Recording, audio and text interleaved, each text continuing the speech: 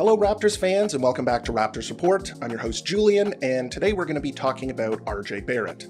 Now, I know that the Canadian men's national team went to the Olympics and they didn't do so well. I mean, they went 3-0 in the group stage, but then they were eliminated versus France in the quarterfinals, and they didn't make the medal round, which is unfortunate. I thought they played pretty well, but were ultimately done in by their lack of size and their poor bench play. I think that we were all expecting Jamal Murray to come out and be a contributor at the very least for Team Canada, but that wasn't in the cards.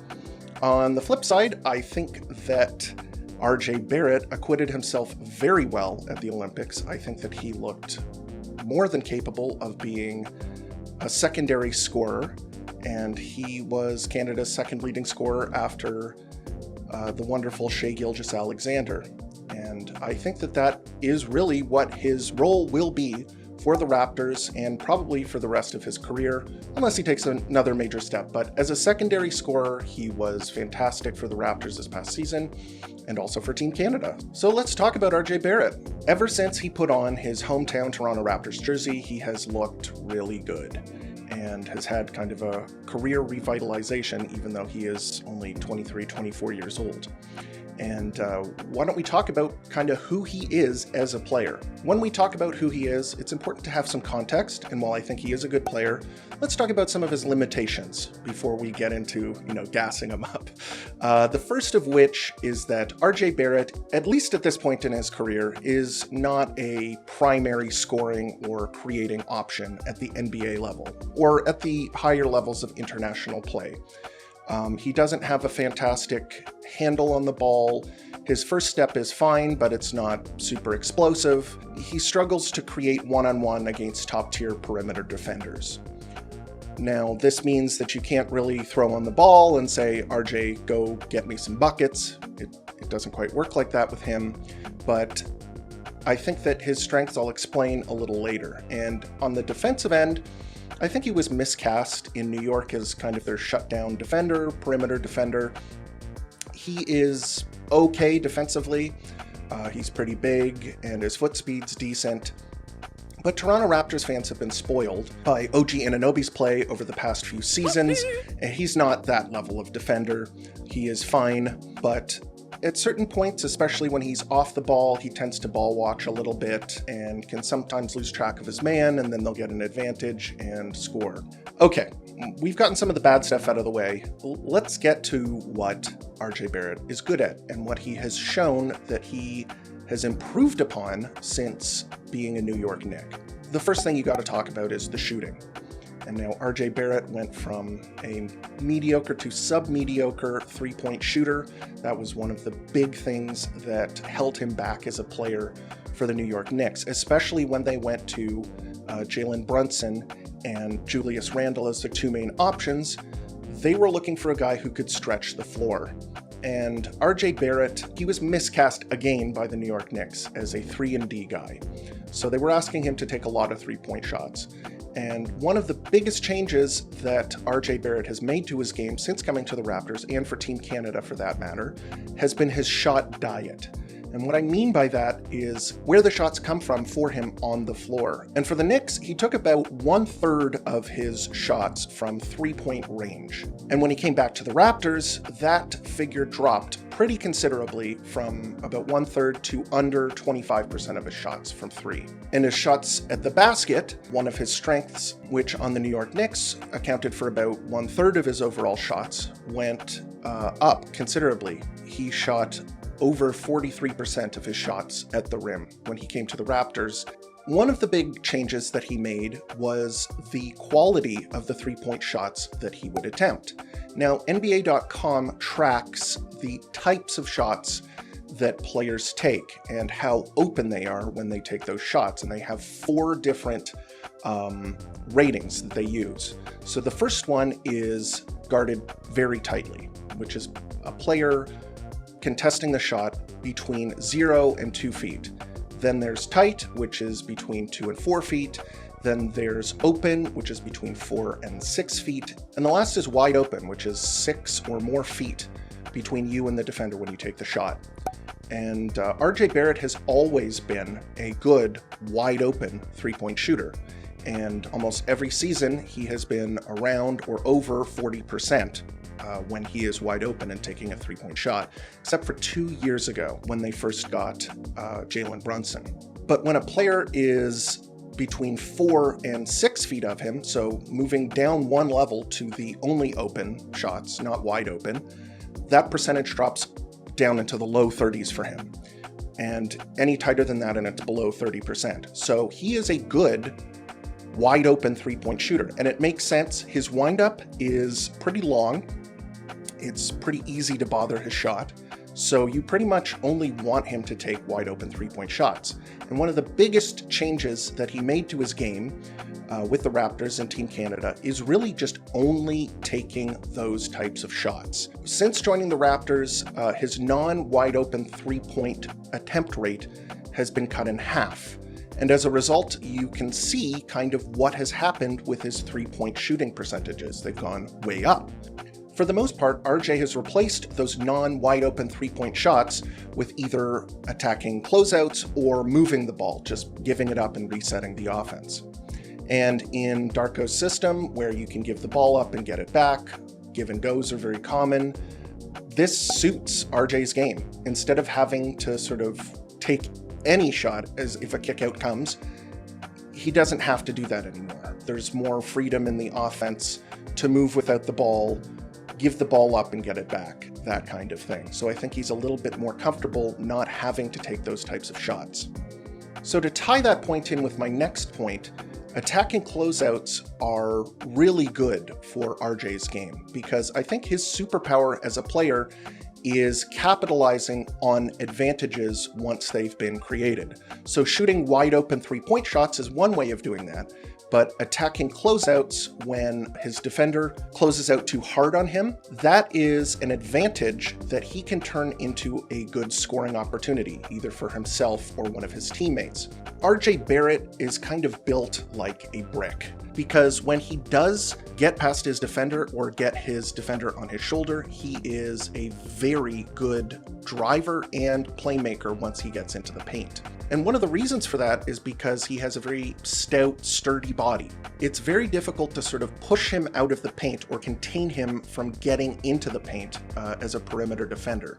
RJ has a really good, what I'll call a last step, where if he does get that advantage, gets his defender on his shoulder, it seems like he is able to explode to the rim with his last step and get the ball onto the glass, especially when it seems like maybe the center will be able to come over and provide help, or it seems like the play is about to be bottled up. He's able to just sort of bully his way inside, get the ball onto the glass, and finish. And another element to his game is the fact that when he gets into the paint, if he feels like it's not going to result in a good shot opportunity, he is a good playmaker. So a lot of people in his archetype, the scoring forward wing who likes to attack the basket, sometimes those players can get blinders on and force things, and he's not like that. If he doesn't feel like the play is going to result in an easy opportunity, he's more than willing to pass it out to a shooter who will get a good shot opportunity. So he's a good playmaker, good at drive and dish. I like that element of his game, and it really fits into the elements that Darko is trying to preach, which is unselfishness and passing up good shots for great shots. RJ will often reset the offense when he doesn't feel like he can create an advantage, which is very refreshing. He's definitely an opportunistic scorer rather than a guy who's going to try and force things. RJ's also improved as a pick and roll ball handler. I like when he uses the Acapurtle screen. I think he can get into the paint pretty easily off of that, and that's kind of the bread and butter for the NBA, as I've mentioned. It helps players who don't have a fantastic handle on the ball or don't have a great first step to be able to create an advantage, and that kind of describes RJ pretty well. It also helps when the player who is using the screen, the ball handler, is a good passer. Because in order to stop the pick and roll, a lot of the time teams will have to send an extra defender. And when they do that, players get open, and if you can find those players, you'll create a good scoring opportunity. And last but not least, I think that one of the most underrated skills that RJ has as a scorer is his ability to get to the line. And it's not that surprising because he is a good driver once he gets an advantage, as I've mentioned. And he is also doesn't shy away from contact. He likes to go to the basket pretty hard, and he has the craftiness to be able to bait people into fouling him, which is a big thing. And as a result, he does get quite a few free throw attempts. That isn't surprising. A lot of scorers who drive a lot and get into the paint quite a bit have good free throw rates, and he's not an exception. So that's one of the other things that he can do for the Raptors offense, is if there's a stall, if it's difficult for them to score, going to the line can be an antidote to that, and it can help you not fall into those scoring droughts that the Raptors have had over the past couple of years. So now that we've talked about RJ Barrett's strengths and weaknesses, I think it's important to talk about how he fits onto the team in the long term. And the first way that he fits on the team, we have to think about the financial aspect, because a lot has been made about RJ Barrett's contract. Is it good? Is it bad? When he was traded to Toronto, there were a lot of people who were saying that he was a toxic asset and that he wasn't worth the money that he was being paid. And I think that his play in Toronto did a lot to sort of convince me, especially, that he was worth his contract. So let's talk about his contract. He's being paid this coming season about $25 million a season, which sounds like a lot, and it is a lot. Professional athletes, especially in the NBA, make a lot of money, so it's important to put it into context of the entire salary cap. The salary cap is what teams can spend on their players. And as long as it's, as a percentage of the cap, as long as it doesn't take up a huge swath of what they can pay, it doesn't really matter how much he's making. What matters is how much you can allocate to other players. So $25 million in this coming season is 18% of Toronto's salary cap, which is actually not really that bad. And in fact, he will be, after Immanuel Quickley, the second highest paid player, because Scottie Barnes' rookie scale contract will still be in effect then. His salary extension will come in the next season, when he will be paid 25% of the salary cap.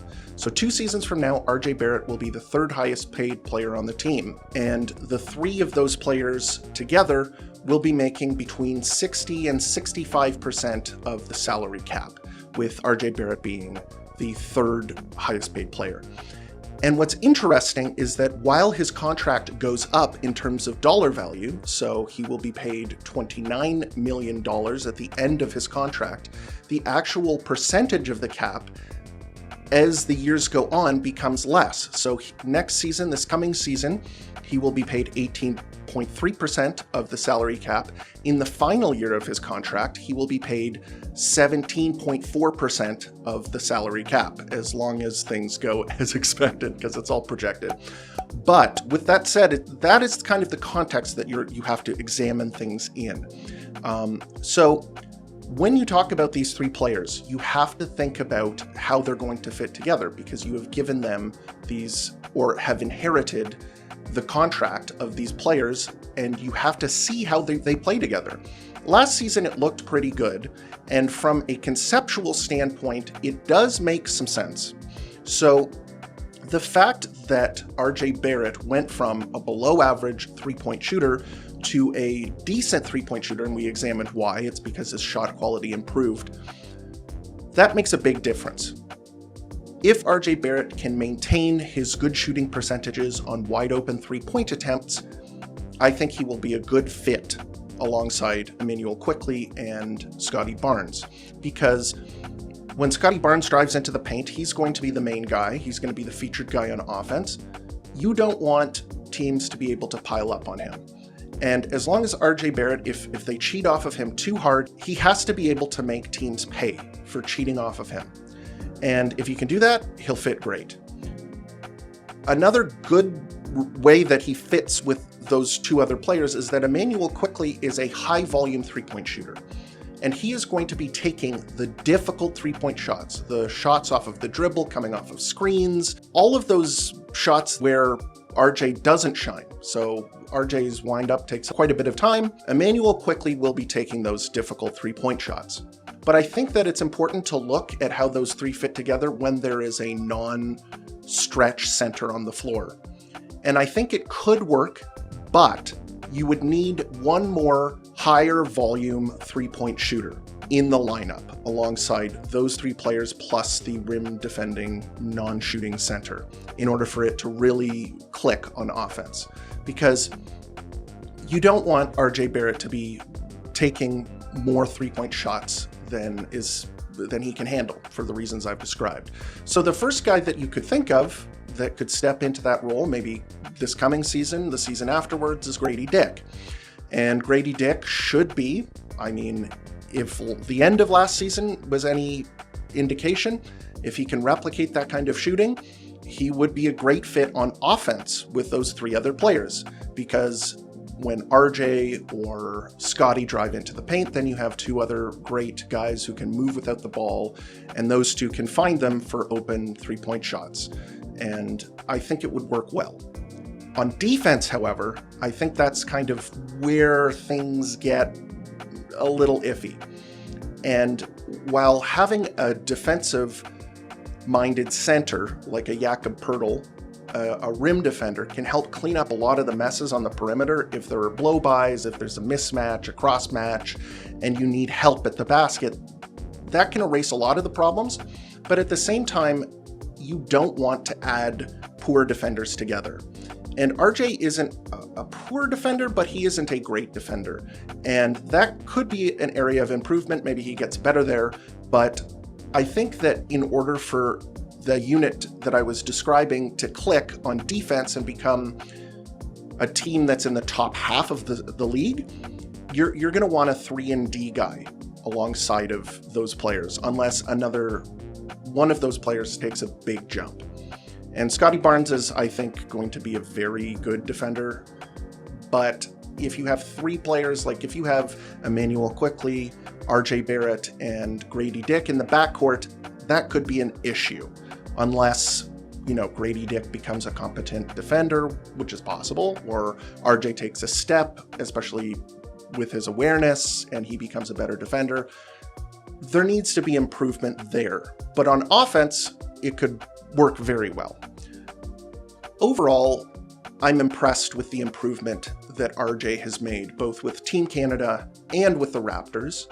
And I think he's one of the biggest stories for the Toronto Raptors next season. I think he's going to get a lot of touches. I think he's going to be able to play the game the way he wants to play it. And outside of the New York system, which was all about Jalen Brunson and Julius Randle, I think he has the opportunity to take another step on offense.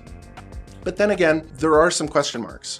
Is his shooting sustainable? Is he going to have the same kind of impact driving to the basket as he did last season?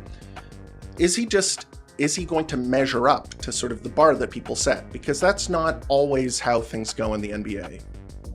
Players who take a step forward, oftentimes people think that that is the new plateau. They've reached that, they're not going to fall back down again. I've been watching the NBA for a long time.